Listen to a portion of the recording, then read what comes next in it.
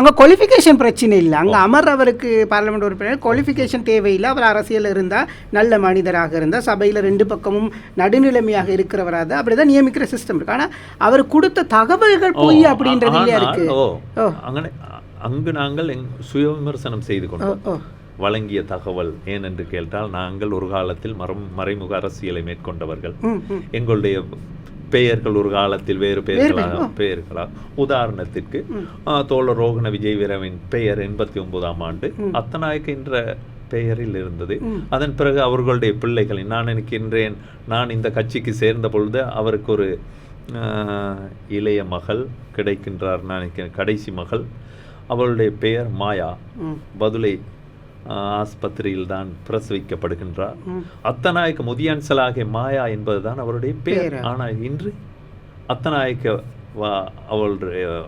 அவருடைய தந்தையாரின் பெயர் அல்லது ரோகண விஜய் வீரவா என்ற கேள்வி இருக்கின்றது. அதனால் நிறைய விடயங்களை நான் இங்கு பேசுவது நியாயமில்லை. ஆனால் அவற்றை நாங்கள் வாபஸ் பெற்றுக்கொண்டோம். முதலாவதாக நான் கூறினேன், வாபஸ் பெற்றுக்கொண்டோம். அதற்கு மாற்றீடான வேலை திட்டத்தை எங்களுடைய அரசாங்கம் முன்னெடுத்தது. அதனால் சபாநாயகருக்கு மாற்றீடாக இன்னொரு சபாநாயகரை பாராளுமன்றமும் அரசாங்கம் தெரிவு செய்தது. ஆனால் இன்று வரைக்கும் அவருடைய கல்வி தகமே கொண்டு வந்து கொடுக்கல. அதற்கான காரணங்கள் அதுதான் உதாரணத்திற்கு நான் எடுத்தேன். ஆனால் இன்றும் அநேகமான 89ஆம் ஆண்டு எங்களுடைய அமைப்பிலே வேலை செய்த தோழர்களின் பெயர்கள் இன்னும் கூட அவ்வாறான நிலைமையில இருக்கின்றது. ஒன்று.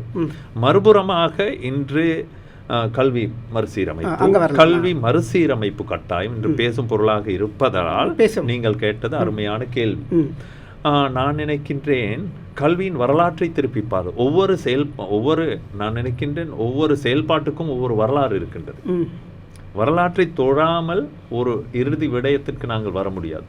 ஒரு காலத்திலே கல்வி யாருக்கு சொந்தமாக இருந்தது? அரசர்களின் மன்னர்களின் காலத்திலே.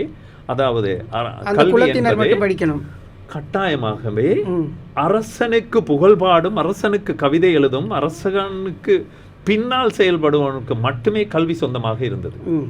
அதான் உண்மை.